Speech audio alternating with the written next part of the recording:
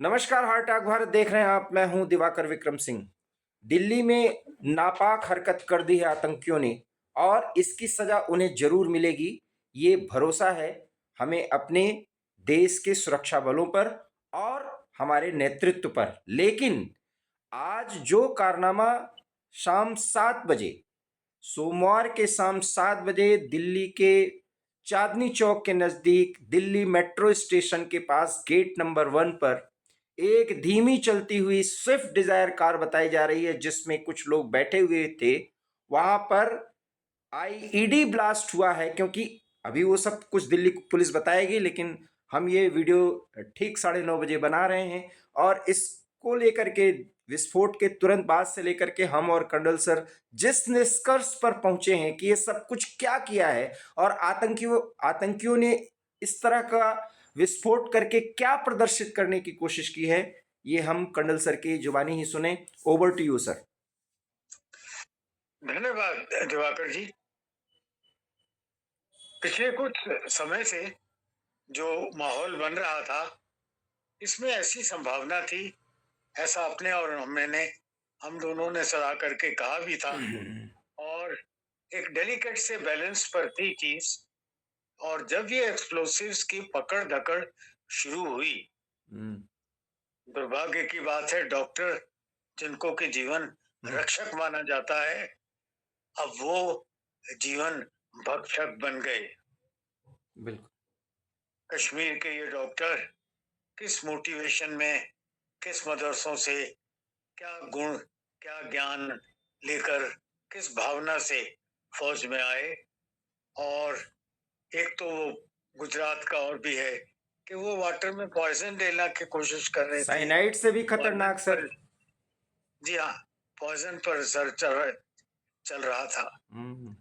मुझे लगता है जिस तरह ये एक्सप्लोसिव 2600 कुछ किलो अलग अलग जगह में पकड़ा गया, ये शायद बॉम्बे के सीरियल ब्लास्ट की तरह कुछ बहुत बड़ा हंगामा करने की शायद उनकी साजिश थी। क्योंकि ये साजिश अलग अलग जगह होती, अलग अलग जगह ज्यादा कैजुअल्टीज अगर वो कर पाते तो एक बड़ा भारी हंगामा खड़ा कर सकते थे। और उनका जो वो रहता है कि हरफड़ा तफरी मचे और फिर वो स्लोगन उठाए कि जी ये सरकार निकम्मी है। तो इसके पीछे एक बड़ा भारी पॉलिटिकल मोटिवेशन रहा होगा, और वो सब देशी विदेशी, पॉलिटिकल, नॉन पॉलिटिकल, क्रिमिनल और कम्युनल मिलकर शक्तियां जो रिजीम चेंज का सपना देख रहे हैं, मुझे लगता है उनकी मिलीजुली साजिश थी। क्योंकि एक्सप्लोसिव की पकड़ धकड़ शुरू हो गई, इसलिए इनको शायद इनके हैंडलर ने हुक्म दिया होगा कि इसके पहले कि और पकड़ तकड़ हो जाए, जल्दी से आप कहीं ना कहीं कुछ तो कारनामा करो। ये जो गाड़ी धीरे से चल रही थी, और मैं समझता हूँ, दिल्ली का वाकिफ हूँ, दरियागंज से रेड फोर्ट की तरफ और फिर रणवेश्वर का वो जो मंदिर है और जैन मंदिर है, सामने ही बिल्कुल भगत सिंह मार्केट है, इन सब चीजों को देखते हुए, और उस इलाके में बहुत ज्यादा भीड़ भाड़ इस वक्त रहती है, तो ये कहीं अपने टारगेट पर जा रहे थे। गेट नंबर 1 मेट्रो का भी भीड़ भाड़ में रहता है, शायद ये मेट्रो में प्लांट करने जा रहे थे, या जो रिलीजियस प्लेसेस मैंने बताई वहां जा रहे थे। जामा मस्जिद बहुत दूर नहीं है, शायद पनाह लेने जा रहे थे, कुछ कहा नहीं जा सकता। पर उस इलाके में गाड़ी तेज तो चल नहीं सकती, वो भी 7 बजे का शाम के बाद, पीक शाम आवर। के 7 बजे, तो धीरी रफ्तार में थी, शायद वो अपने समय से पिछड़ गए और टाइम्ड डिवाइस चलती गाड़ी में ब्लास्ट हो गया। मैं ये बात इसलिए भी समझता हूँ क्योंकि अगर उनका मकसद सिर्फ उसको ब्लास्ट करना होता जी। तो फिर 3-4 लोग गाड़ी में नहीं होते। टीम लेकर नहीं जाता कोई ऐसा काम करने।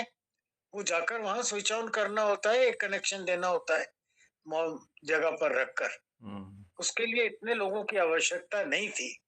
इसलिए मुझे लगता है ये एक एक्सीडेंटल ब्लास्ट दहशतगर्दों की गाड़ी में हुआ, जी। और जिसमें फर्स्ट 3-4 कैजुअल्टी वही लोग होंगे जो गाड़ी में बैठे थे। जी, जी।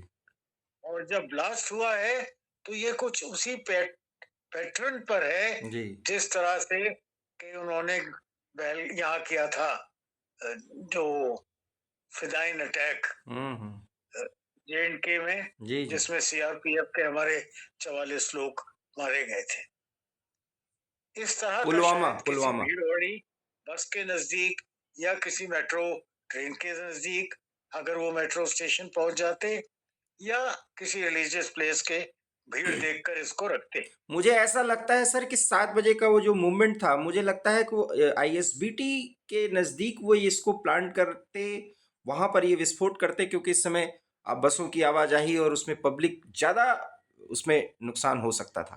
किसी भी भीड़ भाड़ में हम्म। जहां उन्हें लिक्विडेटिव टारगेट मिलता हम्म। और प्लांट करने की सेफ्टी रहती कि प्लांट करके हट जाए वहां से, ये प्लांट कर सकते थे। पर ये रास्ते में ही शायद ब्लास्ट हो गया, क्योंकि उनको शायद डिले हुई होगी। ये भी हो सकता है कि इलेक्ट्रॉनिक डिवाइस है, वो शायद एक्टिवेट हो गया हो इंजन के स्पार्किंग से। ऐसी पॉसिबिलिटी भी हो सकती है। गणेश सर, आपको क्या नहीं लगता कि दिल्ली में और इस तरीके से एक्सप्लोजिव की जो ली जा रही है बरामदगी में, उसमें कुछ और डिवाइसेस कुछ और पार्ट में रखे जाने हैं जिसकी अभी बरामदगी होनी है, और ये सब कुछ हो जाने के बाद कितना बड़ा खुलासा ये कल मंगलवार के दिन तक हो जाएगा, इसका अनुमान भी नहीं लग पा रहा है। मैं समझता हूँ अब तो इतना ज्यादा एक्टिवेशन हो गया होगा जी। और बच्चा बच्चा जागरूक हो गया होगा कि अब फॉलो अप सीरीज शायद मुमकिन ना हो दहशतगर्दों के लिए। नहीं, अब तो नहीं होगा। पर अगर कहीं ये पकड़े नहीं जाते और जिस तरह क्वांटिटी में ये एक्सप्लोसिव आया है उसको जगह जगह प्लांट करते, तो ये लाजमी तौर पर एक बड़े सीरीज ब्लास्ट की तैयारी थी। ठीक 9:45 बजे हैं जब मैं आपसे बात कर रहा हूं सर, और 12 लोगों के मारे जाने की पुष्टि हो चुकी है, और 30 से अधिक लोग घायल हैं। एलएनजेपी अस्पताल में घायलों को भर्ती कराया गया है। आईबी चीफ, प्रधानमंत्री, गृह मंत्रालय, सभी वरिष्ठ अधिकारी आपस में बातचीत कर रहे हैं। खबरें आ रही हैं, राहुल गांधी ने ट्वीट भी कर दिया है, दुख जताया है। इसके बाद इस पर क्या राजनीति। आपसे बात करते समय देख पा रहा हूँ जी। गृह मंत्री बात कर रहे हैं किसी घायल व्यक्ति से। जी, जी, उसके बेड पे ऑन द स्पॉट पहुंचने का भी सिलसिला शुरू हो चुका है। ये रात भर बहुत गहमा-गहमी रहेगी, क्योंकि एक दो महत्वपूर्ण सवाल, जो कि आप विशेषज्ञ हैं सर, ये आईईडी ब्लास्ट जो हुआ है, मुझे ऐसा लगता है कि आतंकियों से अपने टारगेट को अचीव करने से पहले एक बड़ी गलती हो गई है, क्योंकि भारी बरामदगी हो रही थी फरीदाबाद में सर। इतना आरडीएक्स बरामद हुआ है कि फरीदाबाद, गुड़गांव, दिल्ली, नोएडा, यहाँ तक कि गाजियाबाद, इन सब को दहलाया जा सकता था। दिल्ली में वो प्रयोग भी नहीं कर रहे थे, वो वहां से मुझे ऐसा लगता है कि ये सारा सामान हटा रहे थे, और ये उनसे बड़ी भूल हो गई है। मुझे लगता है ये जो पकड़ धकड़ शुरू हुई है, जी। ये इसको या तो शिफ्ट कर रहे थे किसी हाँ, बिल्कुल शिफ्ट दूसरी कर रहे थे। जगह, या हैंडलर्स का हुक्म आया होगा कि इसके पहले कि आप पकड़े जाओ, जल्दी से जल्दी कहीं लगाकर कुछ तो करो। सर, हैंडलर्स की बात आपने की तो महत्वपूर्ण सवाल बनता है कि सीमा पार के हैंडलर हो सकते हैं या भारत में बैठे हुए। ये स्लीपर सेल आमतौर एक्टिवेशन मोड पर में ये दिखता है हैंडलर्स जी। तो सीमा पार पर ही सैटेलाइट मोबाइल का यूज करते हैं। वो जो चाइनीज सैटेलाइट का एक नेटवर्क है, अभी तक पहलगाम शामिल करके जो इनका मिलाप का तरीका था, वो चाइनीज सैटेलाइट के थ्रू इनको कनेक्शन दिए जाते हैं। मोबाइल्स के। अब तो सर दो फ्रंट पर है ना, हो सकता है कि बांग्लादेश की तरफ से भी, वहां से भी इनको हैंडलर्स वहां से, क्योंकि पाकिस्तान के आतंकी तो वहां भी पहुंच रहे हैं। है तो ये कनेक्शन तो पूरी तरीके से पाकिस्तान का है सर, गुजरात से लेकर के यूपी तक। सहारनपुर भी पूरी तरीके से इस समय एक्टिव मोड में है वहां की पुलिस। ये सहारनपुर में भी विस्फोटक हो सकता है। ये देश के हर कोने में विस्फोटक पहुंचाने की योजना थी, एक प्रयोग था, और वो प्रयोग चूंकि खुलासा तो हो ही गया था।